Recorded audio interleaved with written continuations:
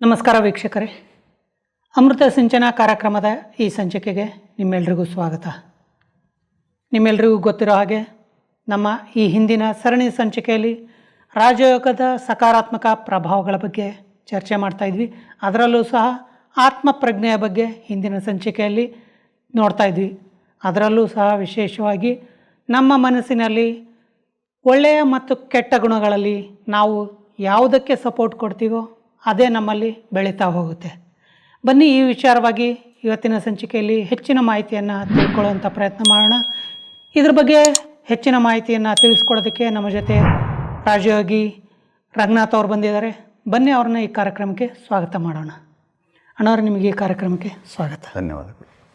ಅಣ್ಣವ್ರೆ, ಹಿಂದಿನ ಸಂಚಿಕೆಯಲ್ಲಿ ನೀವು ತಿಳಿಸ್ಕೊಡ್ತಾಯಿದ್ರಿ, ಮನಸ್ಸಲ್ಲಿ ಎರಡು ತೋಳಗಳಿರುತ್ತೆ, ಒಂದು ಒಳ್ಳೆಯದು, ಒಂದು ಕೆಟ್ಟದ್ದು. ಅದರಲ್ಲಿ ನಾವು ಒಳ್ಳೆಯ ವಿಚಾರ ಮಾಡಿದರೆ ಒಳ್ಳೆಯ ತೋಳ ಬೆಳೀತಾ ಹೋಗುತ್ತೆ, ಕೆಟ್ಟ ವಿಚಾರಗಳನ್ನು ಮಾಡಿದರೆ ಕೆಟ್ಟ ತೋಳ ಬೆಳೀತಾ ಹೋಗುತ್ತೆ ಅಂತ. ಹಾಗೆ ಅದರ ಮುಂದುವರೆದ ಭಾಗವಾಗಿ ಈ ಆತ್ಮಪ್ರಜ್ಞೆಯಿಂದ ಮತ್ತೆ ಯಾವ ಒಂದು ಪ್ರಯೋಜನಗಳಿದೆ? ರಾಜಯೋಗದಿಂದ ಲೆವೆಲ್ ಆಫ್ ಕಾನ್ಷಿಯಸ್ನೆಸ್ ಅಂತ ಹೇಳ್ತೀವಿ. ಅಂದರೆ ಪ್ರಜ್ಞೆಯ ಮಟ್ಟ ಎತ್ತರವಾಗ್ತಾ ಹೋಗಬೇಕು. ಅಂದರೆ ಒಬ್ಬ ವ್ಯಕ್ತಿ ಪ್ರಜ್ಞಾಪೂರ್ವಕವಾಗಿ ಒಳ್ಳೆಯತನದ ಕಡೆ ಹೋಗ್ತಾ ಇರ್ತಾನೆ. ಆವಾಗ ಅವನನ್ನು ಪ್ರಪಂಚದಲ್ಲಿ ಯಾವ ಶಕ್ತಿಯೂ ಕೂಡ ವಿರುದ್ಧ ದಿಕ್ಕಿನಲ್ಲಿ ಎಳೆಯೋಕ್ಕೆ ಸಾಧ್ಯ ಆಗೋದಿಲ್ಲ. ಯಾಕೆಂದರೆ ಅವನು ತಾನು ಸಾಗ್ತಾ ಇರ್ತಕ್ಕಂಥ ಸಾಧನೆಯ ಮಾರ್ಗದಲ್ಲಿರ್ತಕ್ಕಂಥ ಹಾದಿ ಏನಿದೆ ಅದು ಸರಿಗಿದೆ ಅಂತ ಪಕ್ಕ ಮಾಡ್ಕೊಂಡಿರ್ತಾರೆ ಅವರು. ಮತ್ತು ಯಾವ ಮಾರ್ಗದಲ್ಲಿ ಹೋಗಬೇಕು, ಹೇಗೆ ಹೋಗಬೇಕು ಅನ್ನುವ ಒಂದು ಮಾಹಿತಿ ಕೂಡ ಇರುತ್ತೆ ಅವರಿಗೆ. ಹಾಗಾಗಿ ಕಾನ್ಷಿಯಸ್ನೆಸ್ ಲೆವೆಲನ್ನು ಬದಲಾವಣೆ ಮಾಡಬೇಕು, ಚೇಂಜ್ ಮಾಡ್ಕೋಬೇಕು, ಎತ್ತರಕ್ಕೆ ಹೋಗಬೇಕು ಅಂದರೆ ನಾವು ಬಹಳ ಮುಖ್ಯವಾಗಿ ಅಭ್ಯಾಸವನ್ನು ಮಾಡ್ತಾ ಹೋಗೋದು, ನಿಧಾನವಾಗಿ ಮಾಡ್ತಾ ಹೋಗೋದು, ನಿರಂತರವಾಗಿರಬೇಕು. ಮತ್ತು ಇದರಲ್ಲಿ ಕೆಲವು ಬಾರಿ ಏನಾಗುತ್ತೆ ಅಂದರೆ ಅಭ್ಯಾಸ ಮಾಡುವಾಗ ಹಿನ್ನಡೆ ಆಗುತ್ತೆ. ಎಷ್ಟೋ ಬಾರಿ ಹಿನ್ನಡೆ ಯಾಕಾಗುತ್ತೆ ಅಂದರೆ ಎಷ್ಟೋ ಸಾರಿ ಬಿಟ್ಬಿಡ್ತೀವಿ ಮಧ್ಯ, ಬೇರೆ ಯಾವುದೋ ಆದ್ಯತೆಯ ವಿಷಯ ಬಂದುಬಿಡ್ತದೆ, ಈ ವಿಷಯದ ಬಗ್ಗೆ ಆದ್ಯತೆ ತಪ್ಪಿಬಿಡುತ್ತೆ ನಮಗೆ. ಮತ್ತು ಇದನ್ನು ಕ್ಯಾಚಪ್ ಮಾಡೋಕ್ಕಾಗೋದಿಲ್ಲ. ಯಾಕಂದರೆ ನಮ್ಮ ಮಾನಸಿಕವಾಗಿ ನಾವು ಅದರ ಜೊತೆ ಇದ್ದಿದ್ದರಿಂದ ಅಲ್ಲಿಂದ ತೆಗೆದು ಇಲ್ಲಿಗೆ ಹಾಕಲಿಕ್ಕೆ, ಅದನ್ನು ಕೂರಿಸೋದಕ್ಕೆ ತೊಂದರೆ ಆಗುತ್ತೆ. ಮನಸ್ಸು ಅಕ್ಸೆಪ್ಟ್ ಮಾಡ್ಕೊಳ್ಳಲ್ಲ. ಪುನಃ ಎಯಿಂದ GFವರೆಗೂ ಬಂದಿರ್ತೀವಿ, ಪುನಃ ಎಯಿಂದ ಶುರು ಮಾಡಬೇಕಾಗುತ್ತೆ. ಕೆಲವೊಮ್ಮೆ ಪರಿಸ್ಥಿತಿಯ ಪ್ರಭಾವ ಬೀಳುತ್ತೆ. ಕೆಲವು ಸರಿ ಒಂದು ಮೆಟ್ಲು ಹತ್ತಿ 2 ಮೆಟ್ಲು ಇಳಿದಿರ್ತೀವಿ, ಪುನಃ ಆ ಮೆಟ್ಲಿಂದ ಹತ್ತಬೇಕು. ಆ ಥರ ಎಲ್ಲ ಆಗುತ್ತೆ. ಸಾಧನೆ ಮಾರ್ಗದಲ್ಲಿ ಇವೆಲ್ಲವೂ ಸಹಜ. ಆದರೆ ಒಟ್ಟಾರೆಯಾಗಿ ನಾವು ಉತ್ತಮ ವ್ಯಕ್ತಿಗಳಾಗಿ ರೂಪುಗೊಳ್ಳಲಿಕ್ಕೆ ರಾಜಯೋಗ ತುಂಬ ಸಹಾಯ ಮಾಡುತ್ತೆ. ಅದರಲ್ಲಿ ಕಾನ್ಷಿಯಸ್ನೆಸ್ ಲೆವೆಲಲ್ಲಿ, ಪ್ರಜ್ಞೆಯ ಮಟ್ಟದಲ್ಲಿ ಆಗುವಂಥ ಬದಲಾವಣೆ ಇದೆಯಲ್ಲ, ಇದು ವ್ಯಕ್ತಿಯನ್ನು ಸಂಪೂರ್ಣವಾಗಿ ಉತ್ತಮತೆಯ ಕಡೆ, ಎಕ್ಸಲೆನ್ಸ್ ಕಡೆಗೆ ಕರ್ಕೊಂಡು ಹೋಗುತ್ತೆ. ಮತ್ತು ಆ ವ್ಯಕ್ತಿ ಸಮಾಜದಲ್ಲಿ ಒಬ್ಬ ಕೊಡುಗೆ ಕೊಡುವಂತಹ, ಸಮಾಜಕ್ಕೆ ಕೊಡುಗೆ ಕೊಡುವಂಥ ವ್ಯಕ್ತಿಯಾಗಿ ರೂಪುಗೊಂಡ್ಬಿಡ್ತಾನೆ. ಸಮಾಜದಲ್ಲಿ ಮಹಾನ್ ವ್ಯಕ್ತಿಯಾಗಿ ರೂಪುಗೊಳ್ಬೋದು. ಆದರೆ ಇದು ಮಹಾನ್ ವ್ಯಕ್ತಿ ಅಂದರೆ ಹಾಕೋ ಬಟ್ಟೆಯಲ್ಲಿ ಅಲ್ವಾ, ಅಥವಾ ಆಡುವ ಮಾತಿನಲ್ಲಿ ಅಲ್ಲ, ಆದರೆ ಅವನಲ್ಲಿರ್ತಕ್ಕಂಥ ವಿಚಾರಗಳ ಬಗ್ಗೆ ಬದಲಾವಣೆ ಆಗ್ತಾ ಹೋಗುತ್ತೆ. ಆದ್ದರಿಂದ ಪ್ರಜ್ಞಾವಂತ ವ್ಯಕ್ತಿ ಅಂತ ಹೇಗೆ ಹೇಳ್ತೀವಿ ನಾವು? ಈ ವ್ಯಕ್ತಿ ಪ್ರಜ್ಞಾ ಮಟ್ಟದ ಚೆನ್ನಾಗಿದೆ ಅಂತ ಈ ವ್ಯಕ್ತಿಯನ್ನು ಹೇಗೆ ಹೇಳ್ತೀವಿ ಅಂದರೆ, ಅದಕ್ಕೆ ಮುಖ್ಯವಾಗಿ ಆ ವ್ಯಕ್ತಿ ದುಃಖಿತನಾಗೋದಿಲ್ಲ, ಯಾವುದೇ ಕಾರಣಕ್ಕೂ ಅಪ್ಸೆಟ್ ಆಗಲ್ಲ, ಯಾವುದೇ ವಿಚಾರಕ್ಕೂ ಕೋಪ ಮಾಡ್ಕೊಳ್ಳಲ್ಲ, ಮತ್ತು ಯಾವುದೇ ವಿಷಯದಲ್ಲಿ ವಾಗ್ವಾದ ಮಾಡೋಕ್ಕೆ ಹೋಗಲ್ಲ. ತನಗೆ ಎಷ್ಟು ಬೇಕೋ ಅಷ್ಟು ಮಾತ್ರ ಅದರಲ್ಲಿ ಇನ್ವಾಲ್ವ್ ಆಗ್ತಾನೆ ಹೊರತು ಎಲ್ಲದರಲ್ಲೂ ಇನ್ವಾಲ್ವ್ ಆಗಿ ತನ್ನನ್ನು ತಾನು ಸಂಘರ್ಷಕ್ಕೆ ಒಳಗಾಗ್ಸೋಕ್ಕೆ ಹೋಗೋದಿಲ್ಲ.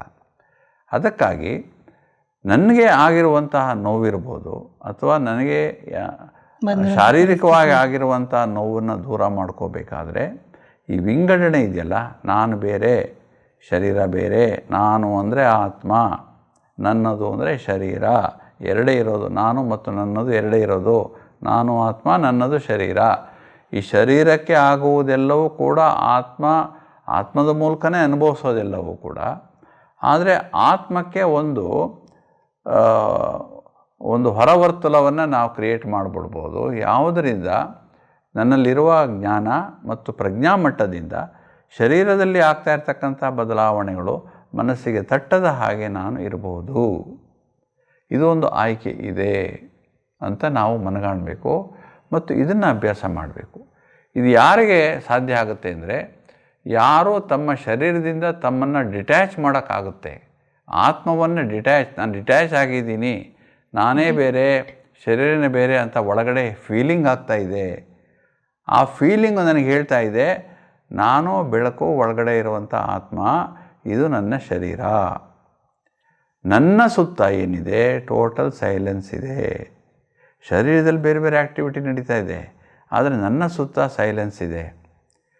ಶರೀರದಲ್ಲಾಗುವಂಥ ಏರುಪೇರುಗಳು ಈ ಸೈಲೆನ್ಸ್ನ ಅಟ್ಯಾಕ್ ಮಾಡೋಕ್ಕಾಗಲ್ಲ. ಓಕೆ, ಆವಾಗ ಶರೀರಕ್ಕೆ ಏನೇ ಮಾಡಿದ್ರೂ ಕೂಡ ಆತ್ಮ ಸೇಫಾಗಿರುತ್ತೆ. ಅಂದರೆ ಮೆದುಳಿಗೆ ಆ ಒಂದು ನೋವು ತಲುಪಲ್ಲ. ಹೇಗೆ ಕಾಲು ನೋವು ಆಗಿದೆ, ಕಾಲು ನೋವು ಆದಮೇಲೆ ಅಲ್ಲಿಗೆ ಮಾತ್ರೆ ಕೊಡ್ತಾರೆ, ನೋವು ನಿವಾರಕ ಮಾತ್ರೆಯನ್ನು ಕೊಡ್ತಾರೆ. ಏನಾಗುತ್ತೆ ಆವಾಗ? ನೋವು ಹೇಗೆ ಹೊರಟೋಗುತ್ತೆ? ನೋವು ಹೋಗಲ್ಲ, ನೋವಿರುತ್ತೆ. ಆದರೆ ನೋವಿನ ಸಂವೇದನೆಗಳು ಮೆದುಳಿಗೆ ಹೋಗೋದ ಹಾಗೆ ಆ ಮಾತ್ರೆ ಮಾಡುತ್ತೆ. ಅದೇ ಮಾಡೋದು, ತಡೆ ಒಡ್ಡುತ್ತೆ. ಅದು ಸ್ವಲ್ಪ ಹೊತ್ತಾದಮೇಲೆ ಒಡ್ಡಿರುವ ತಡೆ ಕ್ಲಿಯರ್ ಆದಮೇಲೆ ಪುನಃ ನೋವು ಸಂವೇದನೆ ಕಡಿಮೆ ಆದರೆ ಪುನಃ ಹೋಗುತ್ತೆ. ಅಷ್ಟೇ ಮಾಡೋದು. ಅದನ್ನು ಅನೇಸ್ಥೇಷಿಯಾ ಅಂತ ಹೇಳ್ತೀವಲ್ವ. ಅನೇಸ್ಥೇಷಿಯಾ ಯಾಕೆ ಕೊಡ್ತಾರೆ ಅಂದರೆ ನೋವು ಗೊತ್ತಾಗಬಾರ್ದು ಮೆದುಳಿಗೆ ಅಂತ ಕೊಡೋದು. ಆಮೇಲೆ ನೋವು ಗೊತ್ತಾಗ್ಬಿಡುತ್ತಲ್ಲ ಅಲ್ವಾ.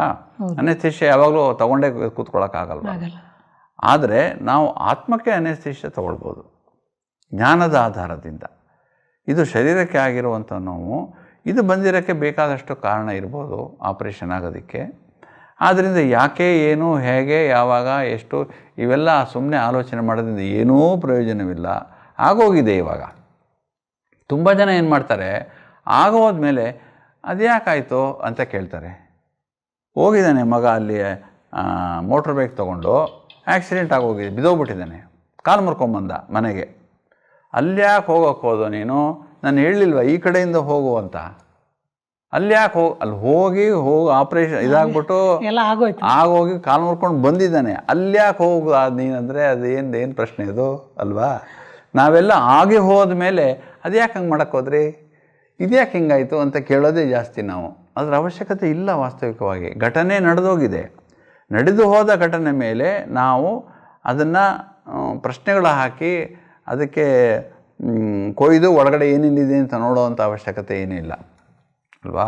ಹಾಗಾಗಿ ಯಾವ ವ್ಯಕ್ತಿಗೆ ತನ್ನ ಶರೀರಕ್ಕೆ ಏನಾದರೂ ತೊಂದರೆ ಆಗಿದೆ ಅಂತ ತಿಳ್ಕೊಂಡ್ರೆ ತಕ್ಷಣ ಏನು ತಿಳ್ಕೊಬೇಕು, ಇದು ಏನಾಗಬೇಕೋ ಅದು ಆಗಿ ಹೋಯಿತು. ಈಗ ನಾನು ಯಾಕೆ ಏನು ಅಂತ ಪ್ರಶ್ನೆ ಮಾಡ್ಕೊಳ್ಳೋ ಹಂಗಿಲ್ಲ. ಎಲ್ಲರೂ ಕೇಳೋದು ನನಗೆ ಯಾಕಾಯಿತು, ನಾನೇನು ತಪ್ಪು ಮಾಡಿದ್ದೀನಿ, ನಾನು ಇದುವರೆಗೂ ಗೊತ್ತಿರೋ ಹಾಗೆ ಯಾರಿಗೂ ಏನೂ ಹಿಂಸೆ ಕೊಟ್ಟಿಲ್ಲ, ತಪ್ಪು ಮಾಡಿಲ್ಲ, ಆದರೂ ನನಗೆ ಹಿಂಗಾಗಿದೆಯಲ್ಲ ಯಾಕೆ, ಇದ್ರ ಹಿಂದೆ ಏನು ಕಾರಣ ಅಂತ ತಿಳ್ಕೊಳ್ತಾರೆ ಎಷ್ಟೋ ಜನ. ಅವೆಲ್ಲ ಪ್ರಶ್ನೆ ಮಾಡೋವಂಥ ಅವಶ್ಯಕತೆ ಇಲ್ಲ. ಆಗೋಗಿದೆಯಲ್ಲ ಈಗ ಆಗೋದ್ಮೇಲೆ ಆ ಸಂವೇದನೆಗಳು, ನೋವಿನ ಸಂವೇದನೆಗಳು ನನಗೆ ಬರದೇ ಇರೋ ಹಾಗೆ ನಾನು ನೋಡ್ಕೋಬೇಕು. ಆಗೋಯ್ತು, ಮುಂದೆ ನಾನೇನು ಮಾಡಬೇಕು ಅಷ್ಟೇ. ಇವಾಗ ಹೇಗಿರಬೇಕು, ಮುಂದಕ್ಕೆ ಏನು ಮಾಡಬೇಕು ಅಷ್ಟೇ. ಹಾಗೆ ಮಾಡೋದ್ರಿಂದ ಏನಾಗುತ್ತೆ, ನೋವು ಸ್ವಲ್ಪ ಕಡಿಮೆ ಆಗುತ್ತೆ, ಮನಸ್ಸು ಸ್ವಲ್ಪ ಹಗುರ ಆಗುತ್ತೆ, ಮೈ ಸ್ವಲ್ಪ ಮುಖ ನಗಕ್ಕೆ ಶುರುವಾಗುತ್ತೆ. ಇಲ್ಲೇ ಹೋದರೆ ನೋವಿನ ಮುಖಕ್ಕೂ ಚೆಹರೆಗೂ ನೋವಿಲ್ಲದ ಚೆಹರೆಗೂ ತುಂಬ ವ್ಯತ್ಯಾಸ ಇರುತ್ತೆ. ಎಷ್ಟೋ ಜನ ಆಸ್ಪತ್ರೆಯಲ್ಲಿರ್ತಾರೆ, ಇವ್ರು ನೋಡಿ ಹೆಂಗಿದ್ದಾರೆ, ಏನು ಆಪ್ರೇಷನ್ ಆಗಿಲ್ಲ ಅನ್ನೋ ಥರ ಇದ್ದಾರೆ, ಇವ್ರಿಗೇನು ಆಗೇ ಇಲ್ಲ ಅನ್ನೋ ಥರ ಇದ್ದಾರೆ, ಎಷ್ಟು ಹೆಲ್ದಿಯಾಗಿದ್ದಾರೆ ಮುಖ ಎಲ್ಲ ಅಂತ ಹೇಳ್ತಾರೆ. ಕೆಲವರು ಏನೋ ಚಿಕ್ಕದಾಗಿರುತ್ತೆ, ಆದರೆ ಏನೋ ಇಷ್ಟು ದೊಡ್ಡದಾಗಿದೆ ಏನೋ ಅಂತ ಹೌದು, ನರಳ್ತಾ ಇರ್ತಾರೆ. ಎಷ್ಟೋ ಜನ ಶರೀರ ಬಿಟ್ಟಿರ್ತಾರೆ, ಶರೀರ ಬಿಟ್ಟರೂ ಕೂಡ ಮುಖ ಮಂದಹಾಸ ಇರುತ್ತೆ, ಶರೀರ ಬಿಡುವಾಗಲೂ ಮಂದಹಾಸ ಇರುತ್ತೆ. ಇನ್ನು ಕೆಲವ್ರದ್ದು ಕಪ್ಪುಗಟ್ಟು ಹೋಗ್ಬಿಟ್ಟಿರ್ತದೆ ಮುಖ. ಆಗ್ತದೆ, ಯಾಕೆಂದರೆ ಅಷ್ಟು ನೋವು ಅನುಭವಿಸಿರ್ತಾರೆ ಅವರು. ಹಾಗಾಗಿ ನೋವಿನಿಂದ ಕೂಡ ನಿವಾರಣೆ ಮಾಡಿಕೊಳ್ಳುವಂಥ ಒಂದು ವ್ಯವಧಾನ ರಾಜಯೋಗದಿಂದ ಸಾಧ್ಯ ಆಗುತ್ತೆ. ಮತ್ತು ಇನ್ನೊಂದು ಕಾನ್ಫ್ಲಿಕ್ಟ್ ಏನು, ಸಂಘರ್ಷಗಳಿದೆಯಾ ಒಳಗಡೆ, ಮಾನಸಿಕವಾದ ಸಂಘರ್ಷಗಳು ಯಾವಾಗ ಆಗ್ತವೆ ಅಂದರೆ ತುಂಬ ಯೋಚನೆ ಮಾಡಿದಾಗ. ನಮಗೆ ಸಂಬಂಧಪಡದೇ ಇರುವ ವಿಚಾರಗಳ ಬಗ್ಗೆಯೂ ಕೂಡ ನಾವು ಅನವಶ್ಯಕವಾಗಿ ವಿಪರೀತವಾಗಿ ಯೋಚನೆ ಮಾಡೋದನ್ನು ಅಭ್ಯಾಸ ಮಾಡ್ಕೊಂಡ್ಬಿಟ್ಟಿದ್ದೀವಿ. ಸಂಬಂಧನೇ ಇಲ್ಲ ನಮಗೆ. ಆದರೂ ಯೋಚನೆ ಮಾಡ್ತಾ ಇರೋದು ಅವ್ರ ಬಗ್ಗೆ, ಇವ್ರ ಬಗ್ಗೆ, ಅದ್ರ ಬಗ್ಗೆ, ಇದ್ರ ಬಗ್ಗೆ. ಅದು ಅಭ್ಯಾಸ ಆಗೋಗಿದೆ. ಅಭ್ಯಾಸ, ಅದು ಸಂಸ್ಕಾರ ಆಗಿಬಿಟ್ಟಿರೋದ್ರಿಂದ ಸುಮ್ಮನೆ ಎದ್ದು ಕೂತ್ಕೊಂಡ್ರೆ ಸಾಕು, ಬರೀ ಅವ್ರದ್ದು ಇವ್ರದ್ದು ಯೋಚನೆ, ಅದನ್ನೇ ಡ್ರ್ಯಾಗ್ ಆನ್ ಮಾಡಿಕೊಂಡು ಒಳಗಡೆ ಯೋಚನೆ ಮಾಡಿಕೊಂಡು ಇವ್ರ ಸ್ಥಿತಿಯೆಲ್ಲ ಹಾಳು ಮಾಡ್ಕೊಂಡ್ಬಿಟ್ಟಿರ್ತಾರೆ. ಅದಕ್ಕೆ ಎಲ್ಲರೂ ಒಂದು ಮನಸ್ಸಿನ ಸ್ವಿಚ್ ಆಫ್ ಮಾಡಿಕೊಡುವ ಒಂದು ವ್ಯವಸ್ಥೆ ಮಾಡ್ಕೋಬೇಕು ನಾವು. ಇಲ್ಲ ಅಂದರೆ ಏನಾಗುತ್ತೆ, ಯೋಚನೆಗಳಿಂದ ಸ್ವಿಚ್ ಆಫ್ ಮಾಡ್ಕೊಂಡ್ಬಿಡ್ಬೇಕು.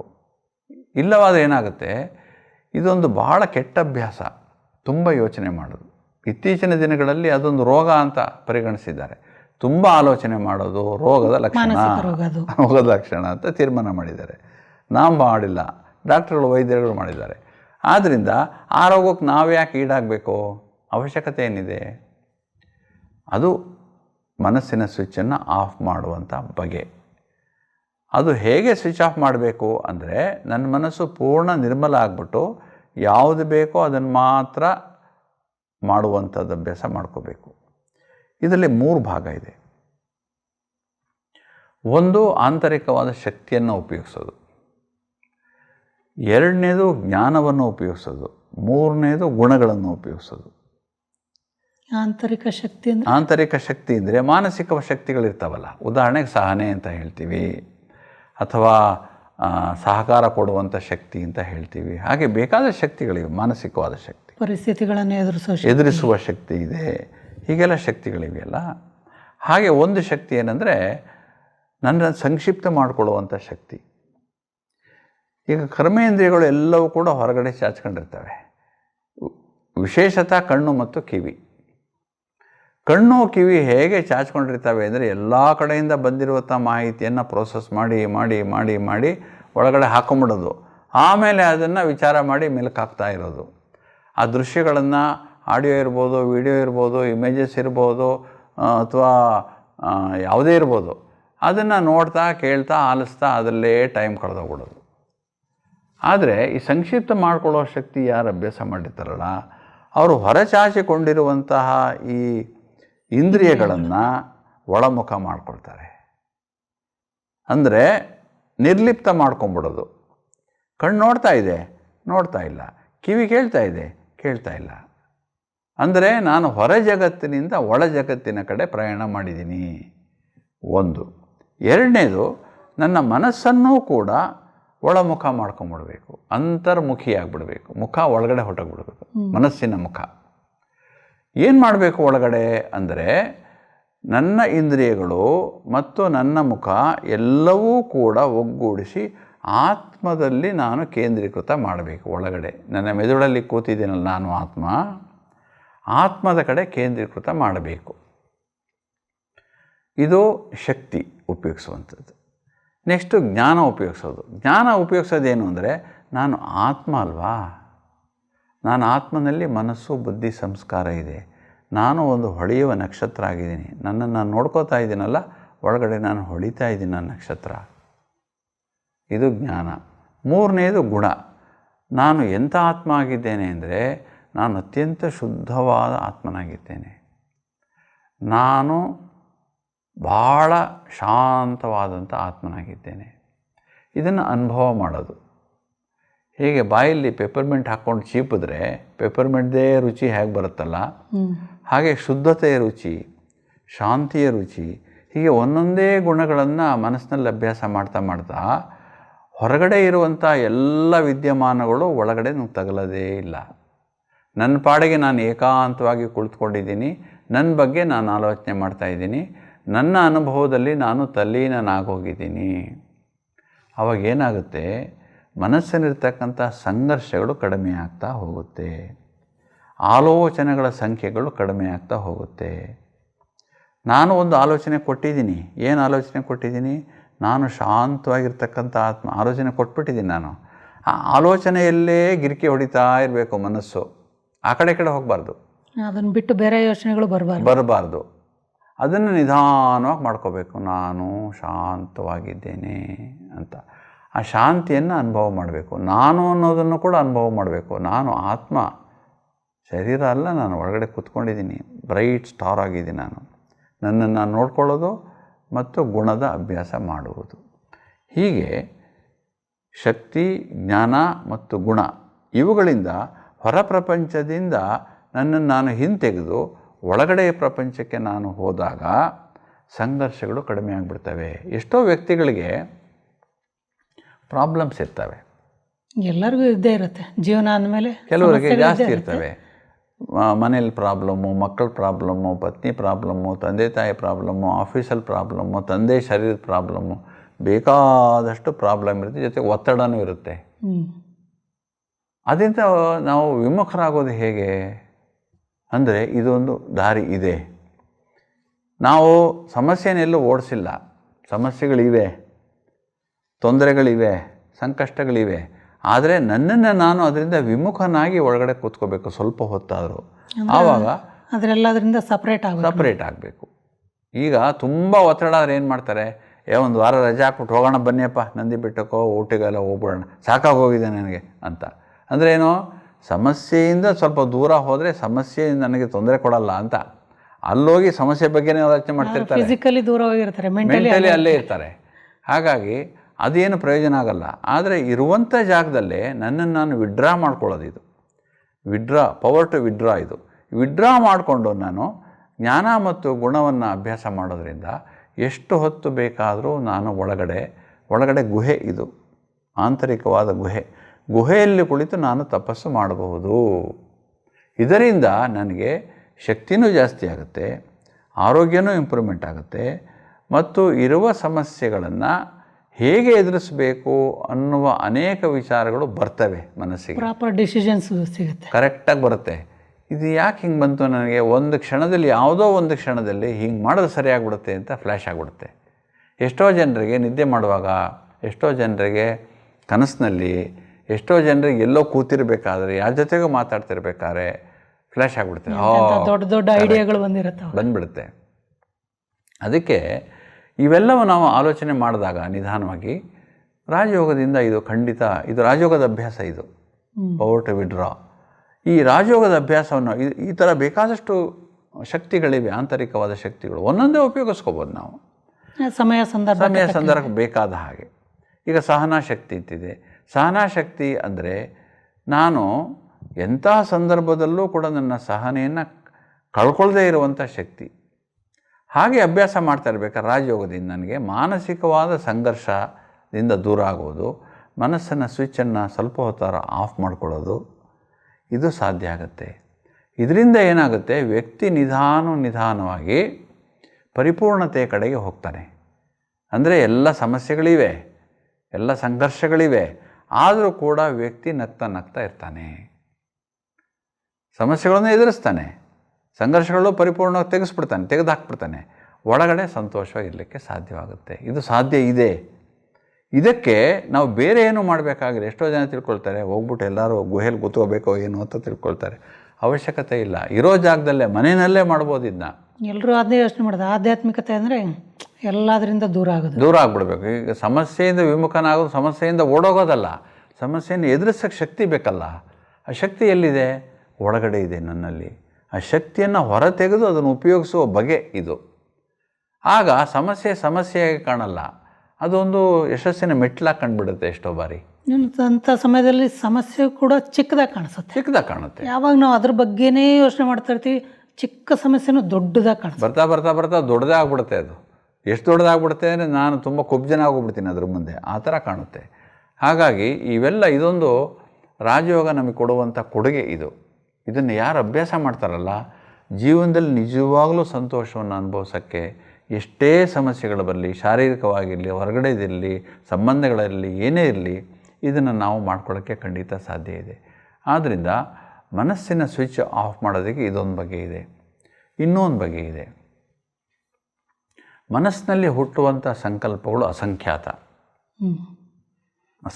ಅಂದರೆ ಎಣಿಸೋಕ್ಕೆ ಆಗಲ್ಲ, ಅಷ್ಟೊಂದಿವೆ. ಅನ್ಕಂಟ್ರೋಲಬಲ್. ಅವು ಒಂದು ದಿವಸಕ್ಕೆ 20,000, 30,000, 40,000 ಡಿಪೆಂಡ್ಸ್. ಅವ್ರು ತುಂಬ ಸಾಹುಕಾರರು, ಕೋಟಿ ಅವ್ರಿಗೆ ಬರುತ್ತೆ. ಆದರೆ ಅದು ಹೇಗೆ ನಾವು ಅದನ್ನು ನಿಯಂತ್ರಣ ಮಾಡೋದು? ಅದು ರಾಜಯೋಗ ಹೇಳ್ಕೊಡುತ್ತೆ. ರಾಜಯೋಗ ಏನು ಹೇಳ್ಕೊಡುತ್ತೆ ಅಂದರೆ, ನಿಮಗೆ ಟೆನ್ಷನ್ ಆದಾಗ ತುಂಬ ಯೋಚನೆ ಮಾಡ್ತೀರಾ, ಕೋಪ ಬಂದಾಗ ತುಂಬ ಯೋಚನೆ ಮಾಡ್ತೀರಾ, ದುಃಖ ಬಂದಾಗ ತುಂಬ ಯೋಚನೆ ಮಾಡ್ತೀರಾ. ಆದರೆ ಇವೆಲ್ಲದಕ್ಕೂ ಒಂದು ಪರಿಹಾರ ಇದೆ. ಏನಪ್ಪ ಅಂದರೆ ಮನಸ್ಸನ್ನೇ ನಿಯಂತ್ರಣ ಇಟ್ಕೊಂಡ್ಬಿಡೋದು. ಮನಸ್ತಾನೇ ಯೋಚನೆ ಮಾಡೋದು, ಅದನ್ನೇ ಕಂಟ್ರೋಲ್ ಇಟ್ಕೊಂಡ್ಬಿಟ್ರೆ ಅದು ಬೆಸ್ಟ್ ಅಲ್ವಾ? ಆದ್ದರಿಂದ ಮನಸ್ಸಿನಲ್ಲಿಂದ ಬರುವಂಥ ಸಂಕಲ್ಪಗಳನ್ನು ನೋಡಿಕೊಂಡು ನಿಯಂತ್ರಣ ಮಾಡೋದು. ಈಗ ಒಬ್ಬ ಹುಡುಗ ಪರೀಕ್ಷೆಯಲ್ಲಿ ಬರಿತಾ ಇದ್ದರೆ ಆ ಕಡೆ ಈ ಕಡೆ ನೋಡ್ತಾನೆ, ಯಾರೂ ಇಲ್ಲ ಅಂದರೆ ಜೋಬಿಂದ ತೆಕ್ಕೊಂಡು ಚೀಟಿ ತೆಗೆದು ಬರ್ಕೋತಾನೆ. ಅದೇ ಇನ್ವಿಜಿಲೇಟ್ರು ಅಲ್ಲೇ ವಿಜಿಲೆಂಟ್ ಆಗಿದ್ದರೆ ಏನೂ ಮಾಡೋಕ್ಕಾಗಲ್ಲ ಅವನು. ಹಾಗೆ ನನ್ನ ಮನಸ್ಸು ವಿಪರೀತವಾಗಿ ಆಲೋಚನೆ ಮಾಡ್ತಾನೇ ಇರುತ್ತೆ. ಕೆಲಸವೇ ಅದು, ಯೋಚನೆ ಮಾಡೋದೇ ಕೆಲಸ ಅದಕ್ಕೆ. ಈಗ ಅದನ್ನು ತಹಬಂದಿಗೆ ತರಬೇಕಂದ್ರೆ ಮೊದಲು ನಾನು ನನ್ನ ಮನಸ್ಸನ್ನು ನೋಡ್ಕೊಳ್ಳೋದನ್ನು ಕಲಿಬೇಕು.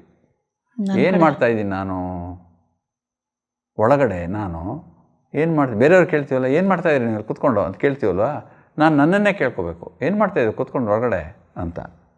ಆವಾಗ ನಿಧಾನವಾಗಿ ಅದು ಕಂಟ್ರೋಲಿಗೆ ಬರ್ತಾ ಹೋಗುತ್ತೆ.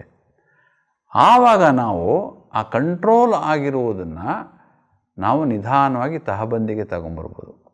ಒಂದು ವೆಹಿಕಲ್ಲು 80 ಕಿಲೋಮೀಟ್ರ್ 100 ಕಿಲೋಮೀಟ್ರ್ ಸ್ಪೀಡ್ ಇದ್ದರೆ ಸ್ಪೀಡ್ ಬ್ರೇಕರ್ ಬಂದರೆ ಬ್ರೇಕ್ ಹಾಕಿದ್ರೂ ಅದನ್ನು ಹಾರ್ಕೊಂಡು ಹೋಗ್ಬಿಡುತ್ತೆ. ಕಂಟ್ರೋಲ್ ಮಾಡೋದು ಕಷ್ಟ, ಆ್ಯಕ್ಸಿಡೆಂಟ್ ಆದರೂ ಆಗ್ಬೋದು. ಹೌದು. ಹಾಗೆ ಮನಸ್ಸಿನಲ್ಲೂ ಆ್ಯಕ್ಸಿಡೆಂಟ್ಗಳಾಗ್ಬಿಡ್ತವೆ ತುಂಬ ಸ್ಪೀಡಾಗಿ ಹೋಗ್ತಾಯಿದ್ರೆ. ಅದನ್ನು ಅವಾಯ್ಡ್ ಮಾಡಬೇಕು ಅಂದರೆ ನಿಧಾನವಾಗಿ ಆಲೋಚನೆ ಮಾಡೋದನ್ನು ಕಲ್ತ್ಕೋಬೇಕು. ಇದು ತುಂಬ ಮುಖ್ಯ. ಯಾಕಂದರೆ ತುಂಬ ಜನ ಏನು ತಿಳ್ಕೊಳ್ತಾರೆ ಅಂದರೆ ಫಾಸ್ಟಾಗಿರಬೇಕು ಈಗಿನ ಕಾಲದಲ್ಲಿ, ಇಲ್ಲದ್ರೆ ಹಿಂದೆ ಕೊಟ್ಟೋಗ್ಬಿಡ್ತೀರ ನೀವು. ಫಾಸ್ಟಾಗಿ ಆಲೋಚನೆ ಮಾಡಿ, ಫಾಸ್ಟಾಗಿ ಕೆಲಸ ಮಾಡಿ, ಫಾಸ್ಟಾಗಿ ಮಾತಾಡಿ, ಎಲ್ಲ ಫಾಸ್ಟ್ ಅಂದ್ಕೊಂಡು ಫಾಸ್ಟ್ ಫುಡ್ ತೊಗೊಳ್ಳಿ, ಎಲ್ಲ ಫಾಸ್ಟಾಗೇ ಫಾಸ್ಟ್ ಲೈಫ್. ಹಂಗಾಗಿ ಏನಾಗ್ಬಿಟ್ಟಿದೆ ವ್ಯಕ್ತಿಗೆ ಕಂಪಲ್ಸರಿ ನಾನು ತುಂಬ ಯೋಚನೆ ಮಾಡಬೇಕು, ಮಲ್ಟಿ ಟಾಸ್ಕಿಂಗ್ ಮಾಡಬೇಕು, ಒಂದೇ ಸರಿ 10 ಕಡೆ ನನ್ನ ಮನಸ್ಸನ್ನು ಹರಡಿಕೊಂಡು ಎಲ್ಲ ಕೆಲಸಗಳ ಬಗ್ಗೆ ಆಲೋಚನೆ ಮಾಡಬೇಕು. ಮಾಡ್ಬೋದು, ತೊಂದರೆ ಏನಿಲ್ಲ. Multi tasking is very easy provided ನನ್ನ ಮನಸ್ಸು ಕಂಟ್ರೋಲ್ ಇದ್ದರೆ ಮಾತ್ರ ಮಲ್ಟಿ ಟಾಸ್ಕಿಂಗ್ ಮಾಡ್ಬೋದು. ಮಲ್ಟಿ ಟಾಸ್ಕಿಂಗ್ ಮಾಡಿದ್ರೂ ಕೂಡ ಎಲ್ಲ ಟಾಸ್ಕ್ಗಳಲ್ಲೂ ನಾನು ಚೆನ್ನಾಗಿ ಮಾಡಬೇಕಲ್ಲ, ರಿಸಲ್ಟ್ ಚೆನ್ನಾಗಿ ಬರಬೇಕಲ್ಲ. ನನ್ನ ಮನಸ್ಸೇ ಸರಿಗಿಲ್ದರೆ ಮಲ್ಟಿ ಟಾಸ್ಕಿಂಗ್ ಹೆಂಗೆ ಮಾಡಲಿ ನಾನು? ಕನ್ಫ್ಯೂಸ್ ಆಗಿಬಿಡ್ತಾನೆ ಮನುಷ್ಯ, ಸುಸ್ತಾಗ್ಬಿಡ್ತಾರೆ ಮನುಷ್ಯರು. ಯಾಕೆಂದರೆ ಮನಸ್ಸೇ ಸುಸ್ತು ಮಾಡೋದು ವ್ಯಕ್ತಿನ.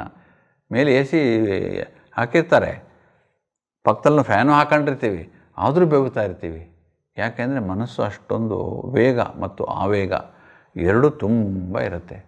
ಅದಕ್ಕೆ ಯಾವ ವ್ಯಕ್ತಿ ರಾಜಯೋಗವನ್ನು ಅಭ್ಯಾಸ ಮಾಡ್ತಾನಲ್ಲ ಅವರು ಫಸ್ಟು ಕಲ್ತ್ಕೊಳ್ಳೋದೇ ಇದನ್ನೇ, ಏನಂದರೆ ಮನಸ್ಸನ್ನು ನಿಯಂತ್ರಣ ಹೇಗೆ. ಈಗ ಒಂದು ಡ್ಯಾಮ್ ಕಟ್ಬಿಟ್ರೆ, ಡ್ಯಾಮಲ್ಲಿ KRS ಡ್ಯಾಮ್ ಇದೆ ಇಲ್ಲಿ ಪಕ್ಕದಲ್ಲಿ, ಎಷ್ಟೋ ಕೋಟಿ ಲೀಟರ್ ನೀರಿರುತ್ತೆ ಅದರಲ್ಲಿ. ಅದನ್ನು ಸರಿಯಾಗಿ ಹಾಯಿಸ್ಕೊಂಡ್ರೆ ಲಕ್ಷಾಂತರ ರೈತರಿಗೆ ಅನುಕೂಲ ಆಗುತ್ತೆ.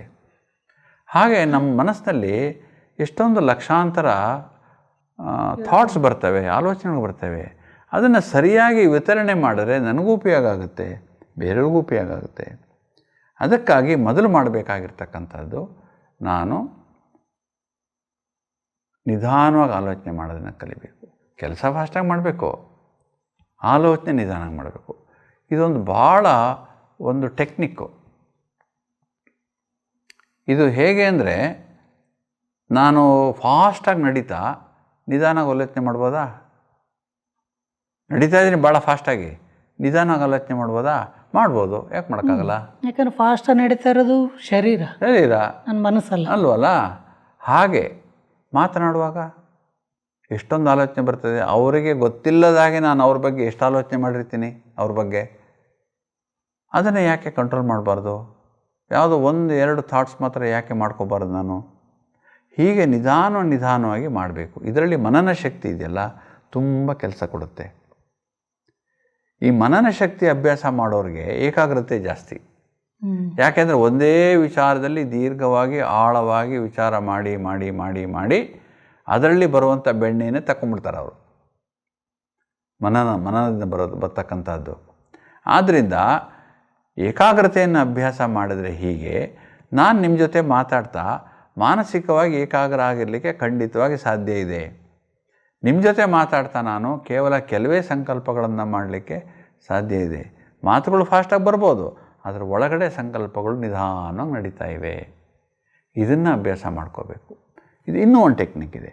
ಏನಂದರೆ ಮನಸ್ಸನ್ನು ಕಡಿಮೆ ಮಾಡ್ಕೊಳ್ಳೋಕ್ಕೆ ಏನು ಸ್ಪೀಡ್ ಕಡಿಮೆ ಮಾಡ್ಕೊಳ್ಳೋಕ್ಕೆ ನಿಯಂತ್ರಣದಲ್ಲಿ ತರಬೇಕಲ್ಲ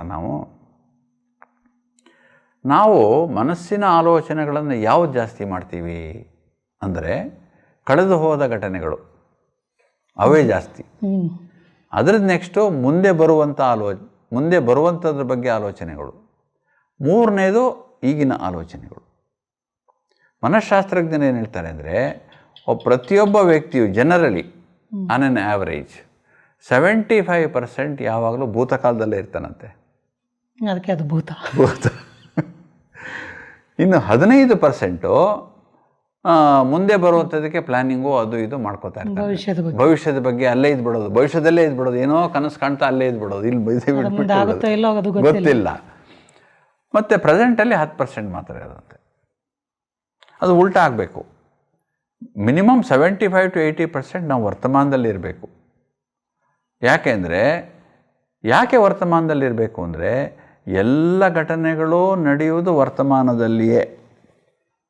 ಆದರೆ ನಾವು ಯಾವಾಗಲೂ ಆಗಿ ಹೋದಂಥ ಘಟನೆಗಳನ್ನು, ಭೂತಕಾಲದ ಘಟನೆಗಳನ್ನು ಇಲ್ಲಿ ಕೂತ್ಕೊಂಡು ನಾವು ಆಲೋಚನೆ ಮಾಡ್ತಾಯಿದ್ದೀವಿ, ಅದನ್ನು ನೋಡ್ತಾ ಇದ್ದೀವಿ ಮನಸ್ಸಿನ ಕಣ್ಣಿನ ಮೂಲಕ, ಮತ್ತು ಅದ್ರ ಬಗ್ಗೆ ವಿಚಾರ ಮಾಡ್ತಾಯಿದ್ದೀವಿ, ಮತ್ತು ಅದು ಹೀಗಿರ್ಬೋದಿತ್ತು, ಹಾಗಿರ್ಬೋದಿತ್ತು, ನಾನು ಹಂಗೆ ಮಾಡಬಾರ್ದಿತ್ತು ಅಂತೆಲ್ಲ ನಾವು ಆಲೋಚನೆ ಮಾಡ್ತೀವಿ. ಅದು ಆಗೋಗ್ಬಿಟ್ಟಿದೆ. ಆದ್ದರಿಂದ ಈ ಕ್ಷಣವೇ ಸುಕ್ಷಣ, ಈ ದಿನವೇ ಸುದಿನ. ಅದರಲ್ಲಿ ವರ್ತಮಾನದ ಏನು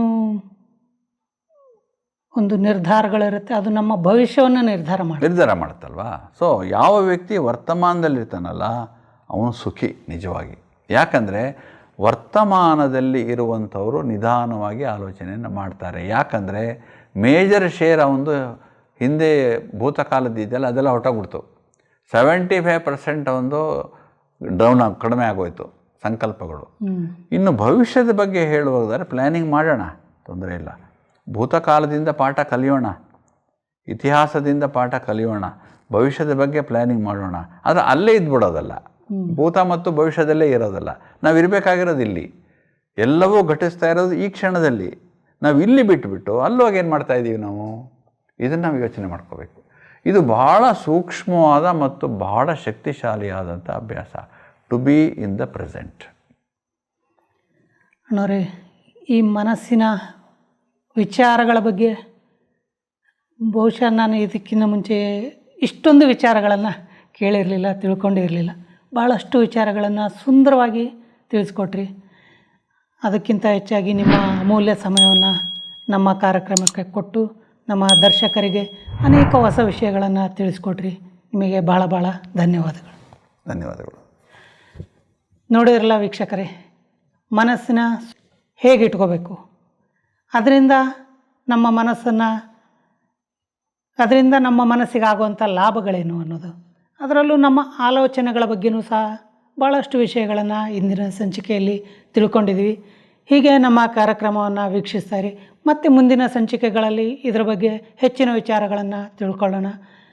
ಇಷ್ಟೊತ್ತು ನಮ್ಮ ಈ ಕಾರ್ಯಕ್ರಮವನ್ನು ವೀಕ್ಷಿಸಿದ್ದಕ್ಕೆ ತಮ್ಮೆಲ್ಲರಿಗೂ ಧನ್ಯವಾದಗಳು.